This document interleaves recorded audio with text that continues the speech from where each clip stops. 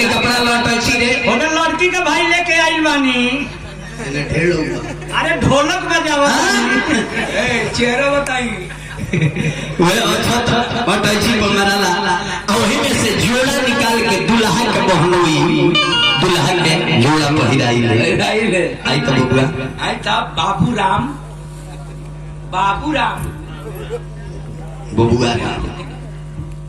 हाँ हेंग हो हाथ नीचे गली का नाम रे लड़ाऊ आदर्श आदर्श अच्छा चलिए छोट भाई है आई हमारा आदर्श बाबू आई बनी आई गणेश पूजाई के रूप में 101 रुपया आई बात शुभकामना करो आदर्श बाबू राउत नाम बड़ी बढ़िया बा लेकिन आज के राउत नाम आदर्श नाम है हम लोग से कबो पूछे कि राउत नाम का हो तो टॉप दे कहे राम का नाम हो राम कहे कि हम भगवान राम हैं हम भगवान राम हैं कहे कि हम दुनिया के मालिक राम हैं हम दुनिया का मालिक राम हैं राम जी प्रणाम जी प्रणाम हे राम जी हे लंगड़ा के पोलियो वाला बुढ़वा सही कर दिया हम जिंदगी भर 8 जाम में एकरा से बेंजू बजवाए ठीक कर के हम बैसाखी कबाड़ी में बेच के हाँ है ढोलकवा लेके गुल्लू कुछ पिया दे हाँ आज हम हां कहते नहीं हम के लबनी पे बैठा दे नचनिया लोग के ताड़ी पिया दे उनके लबने पे बैठे रहे लोग ताड़ी पे बैठला के बाद गड़बड़ सड़बड़ हो जाला अब है किलो पी चलिए राउर नाम राम हो राम जी राउर घर कहाँ रहते हैं पूर्वी धारा ते हमरा कोनो रामायण में नहीं खमी राम जी के घर रतन सराय पूर्वी ढल रहे हैं बरौली रहे कहाँ घर हो अयोध्या घर हो हाँ तेजा का करे बनी मोबाइल चार्ज करावे चलिए अरे वो बाबूजी के नाम का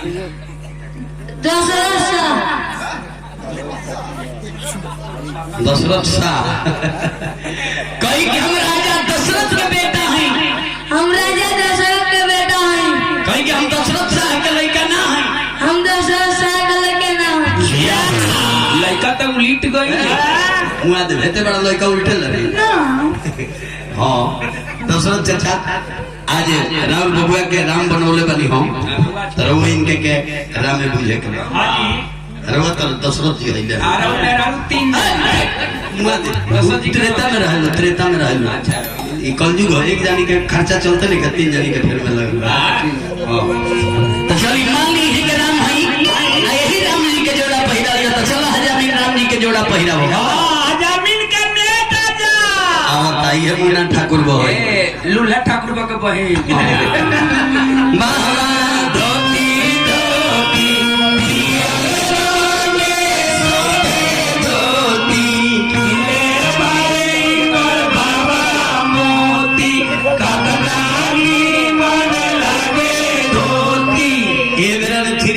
तिलक चढ़ता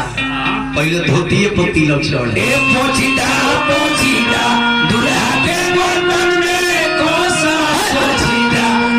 रानी मन लागे पोछीदा दुल्हा छोट बनी तो घंटे का खुश हो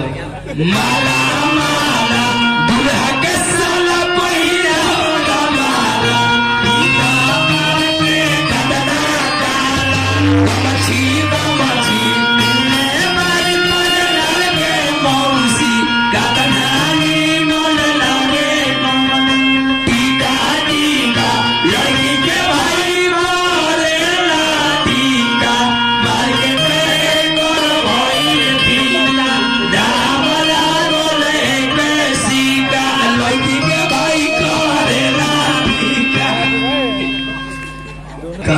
सिर काटता हो ये टोपी ले लो हमरा खीस भरल तू जानते नहीं को हम खीस भरल तो घोट गाली ले रोज दिन से मारे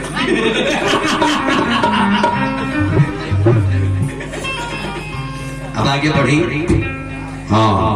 7,000 के कुर्सी पर बैठी अब अंजलि उड़ी अंजलि हाँ ली बाबू में से और खा दे ओड़ी ओड़ी अंजलि हाँ हाथ उठा ली अब देखिए राम चलो भाई चौका पर बैठल बानी यही जी हमनी के घर कमाई महिलो गाइला कि चंदन सन चाहे अंजलि पास चौका पे है राम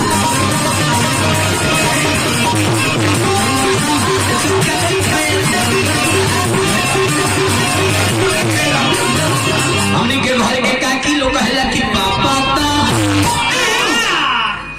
बाप रे बाप पापा हमें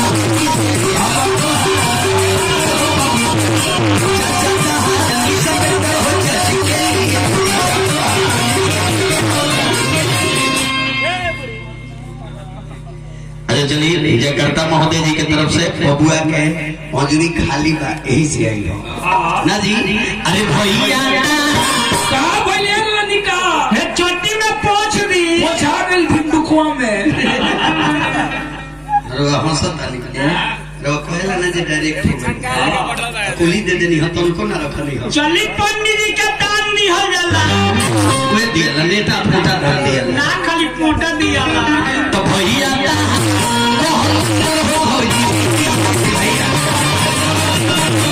राम जी के तिलक लेके दो आदमी गई रहे एक लक्ष्मी निधि भानुमान तो तिलक लेके आई बारे सारो दुल्हा गेली आनंद भैया के हिट पड़ी लगा कोहे ना कतना बहुत सब दुल्हन छोड़ के भाग जाती है तरह के हाँ तो देखिए तिलक लेके के आई बा अरे तिलक लेके आई बा लड़की के भाई अजय जी आई बा अरे तिलक लेके आई बा तो लड़की के भाई ना दीनदयाल कर ले जाई क्या रे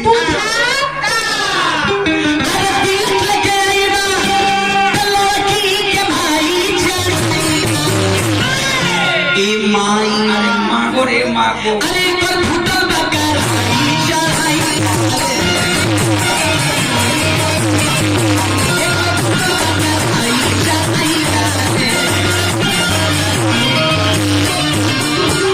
आनंद भैया कराही ले भाई देखो बटुला पुरान आई बटुला हां मनमीत बाबा बाप रे आनंद भैया के सोझिया जान के ठगल बताइए हुले छोट आई रही आनंद भैया एहुले छोट आई रही लेकिन तनी सोनार सेठ आई रही हई हई कुहारे सेठ लेके चली है अजय जी